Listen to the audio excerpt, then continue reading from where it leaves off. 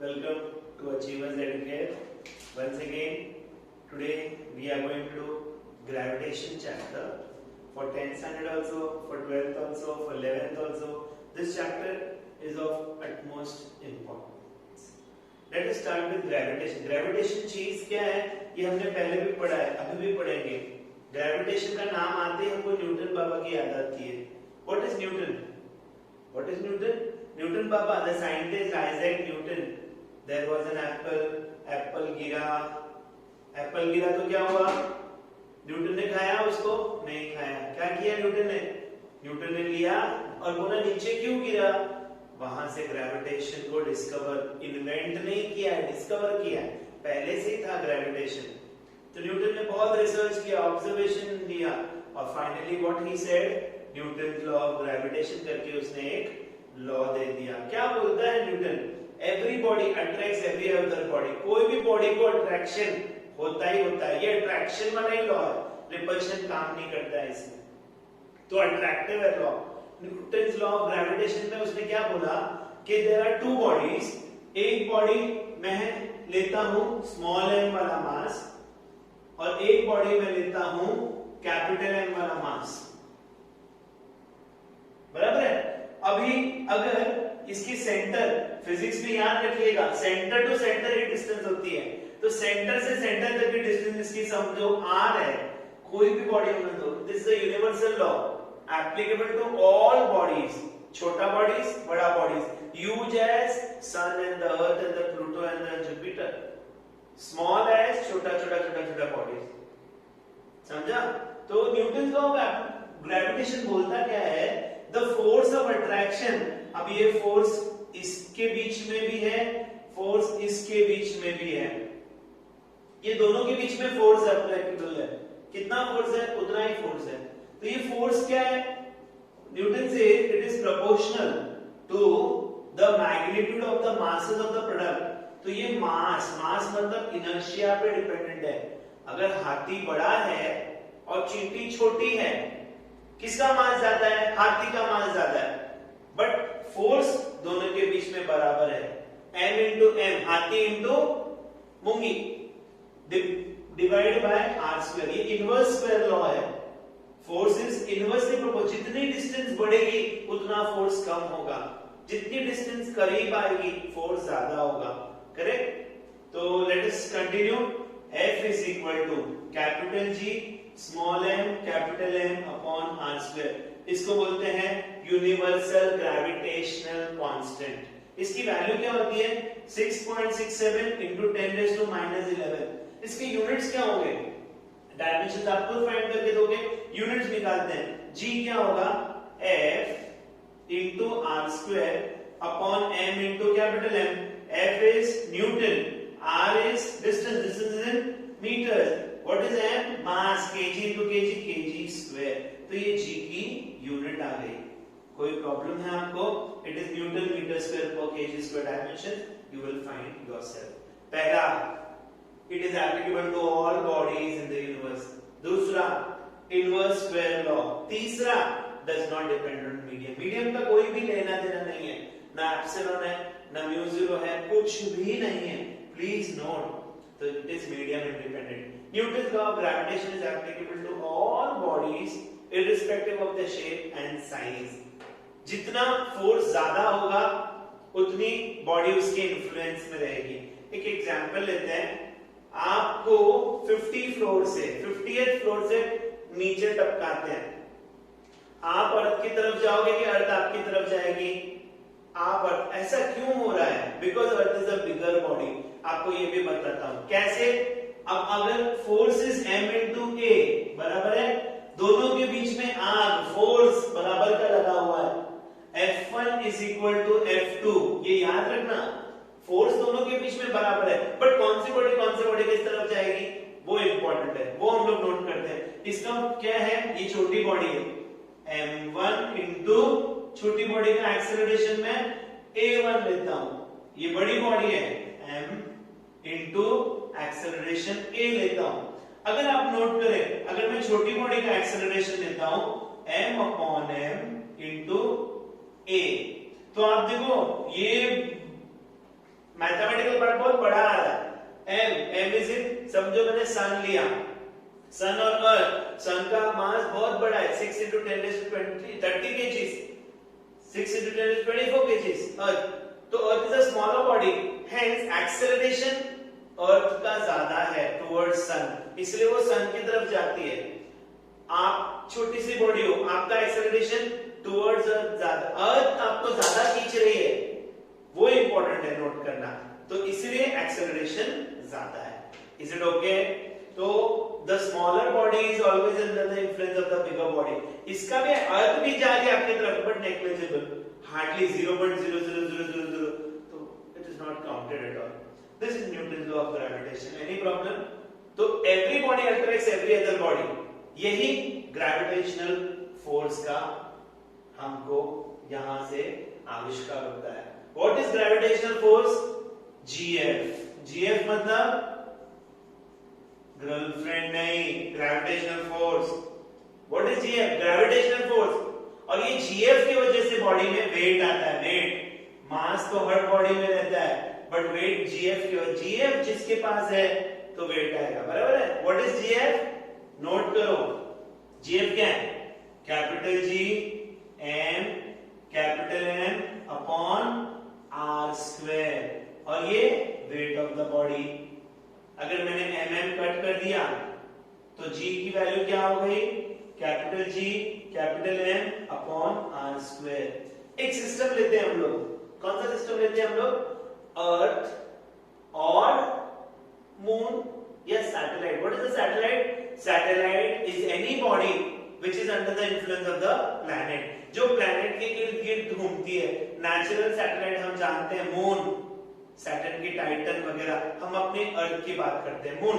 वैसे हमने so many artificial satellites हमने लॉन्च की और लॉन्च कर रहे हैं, राइट? तो अगर मैंने अर्थ लिया, पृथ्वी माता अर्थ, और एक सैटेलाइट ली, ये घूम रही है गोल गोल, इसका मास m है, इसका मास कैपिटल M है, ये सिस्टम लिया, right? r is the radius of the earth. What is the radius of the earth? 6400 kilometers. What is g? 6.67 10 raised to minus 11. What is mass of the earth? 6.0 something into 10 raised to 24 kgs. अगर ये सारी values को मैंने डाल दिया यहाँ पर, तो ये g आता है, जिसके बारे में आप जानते हो 9.8 मीटर पर सेकंड स्क्वायर। लिखते आ रहे हो ना? Henceforth you will not take g as 9.8 unless it is stated, because you never know आप कहाँ पर हो, सरफेस ऑफ द अर्थ पे हो, हाइट पे हो, डेप्थ पे हो, लैटिट्यूड वाइज हो, जुपिटर पे हो, मून। ये पूरे चैप्टर में जी की वैल्यू 9.8 अगर देंगे तो ही लेने का 9.81 या 9.8, अदरवाइज नहीं लेने का। Is it okay? Any problem in the value of G? So first formula for G, हम लोग वैल्यू ऑफ जी फाइंड कर रहे हैं जब बॉडी सरफेस ऑफ द अर्थ पे है। कहां पर है? अर्थ के सरफेस पे है बॉडी, इसलिए डिस्टेंस r हुआ, बराबर है? सेकेंड डेरिवेशन करते हैं, जब body at a height h है, देखिए from here the distance is r, from here the satellite is at the distance of r plus h, तो टोटल डिस्टेंस क्या हुआ? मैं स्मॉल r लिखता हूं, r plus h। इसको हम लोग ऑर्बिटल रेडियस बोलते हैं, या distance, mean distance between the planet and the satellite बोलते हैं, ठीक है? तो ये r हुआ। Same procedure, the gf will be the weight of the satellite. What is gf? Capital G, weight, mass of the satellite m, capital M upon, अब इस बार r छोटा लूंगा, this is m into g, height पे है ना satellite, एक height पे, तो मैं gh लिखता हूं, right? So what is gh? It is g capital M upon small r square. एक और फॉर्मूला मिला आपको g का। अब मुझे बताइए, ये जैसे जैसे हाइट पे जाएंगे तो ये g की वैल्यू कम होगी, ज्यादा होगी, क्या होगी? Please help me out. चलिए देखते हैं हम लोग। h g की वैल्यू, ये r प्लस h है, r प्लस h। जैसे जैसे h बड़ा होगा ये फैक्टर भी बड़ा होगा, डिनोमिनेटर कोई भी इक्वेशन में अगर बड़ा होता है तो g की वैल्यू कम हो जाती है, yes or no? So as you go higher and higher and higher from the surface of the earth the value of G decreases. जैसे जैसे आप ऊपर जाएंगे अर्थ के सरफेस से हाइट पे जाएंगे the value of G will decrease. आप एक और फॉर्मूला के टर्म्स में याद रखिएगा, मैं इसको इक्वेशन 1 बोलता हूं, इसको इक्वेशन 2 बोलता हूं। 2/1 लेता हूं मैं। 2/1 क्या देंगे आपको, GH/G इज, ये GM कट जाएगा, कैन यू सी, और ये उल्टा हो जाएगा, तो ये हो जाएगा R² small r²। So what is GH, G R² R plus H the whole square। समझ में आया? So let us again put a डब्बा। Why these डब्बा, small डब्बा will help you। Her numerical में आपको ये डिराइव करने की जरूरत नहीं होगी अगर आपको ये सब डब्बे याद रहेंगे तो। ठीक है, आगे बढ़ो, कोई प्रॉब्लम है? Let us go ahead।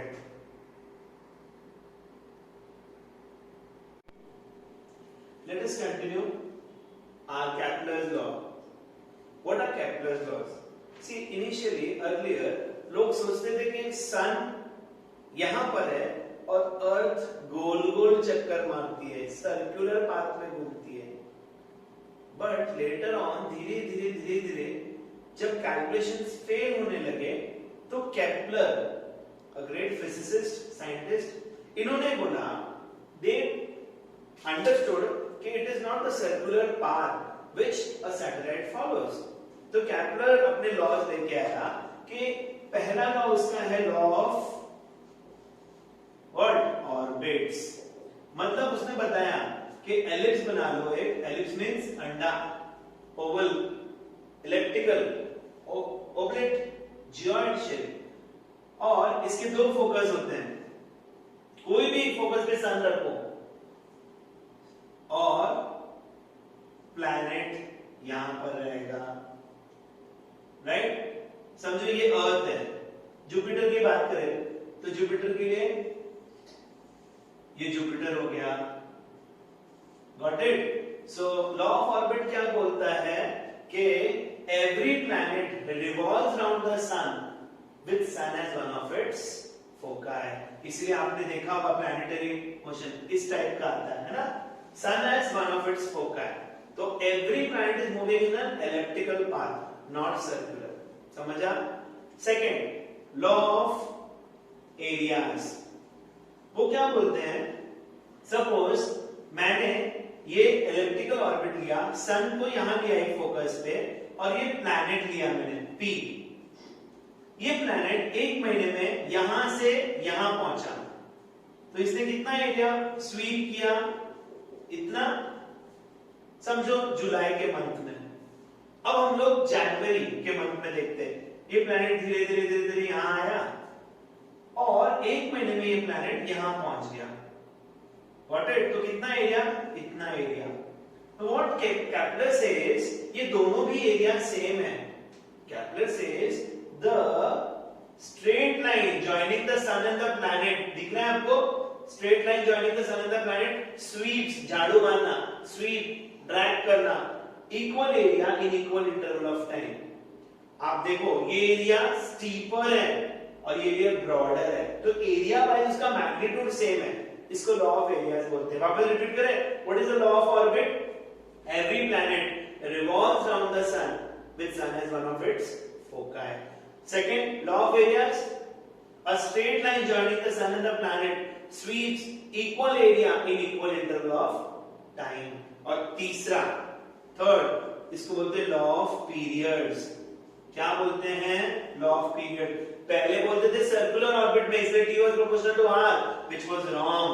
Law of period बोलता है t square is proportional to r cube। What is t square? The square of the periodic time। periodic time क्या होता है, the time taken by any satellite, any planet to go around the, जो भी है, sun है, planet है, तो periodic time, correct? What is the periodic time of Earth revolution? 365 days, some hours, some minutes, some seconds, correct? So वही periodic time, the square of the periodic time, the time taken for one revolution is always proportional to the cube of the orbital radius। ये orbital radius क्या है, mean distance between the sun and the planet. समझ में आया? अगर हम satellite की बात करेंगे तो it is the mean distance between the planet and the satellite. So I repeat the law of period. The law of period states that the square of the time period means the time taken for one revolution is proportional to the cube of the orbital radius. समझ गए? जब हम launch करेंगे satellite, launch कैसे करेंगे वो बाद में देखते हैं। आपको थोड़ा सा बताता हूँ।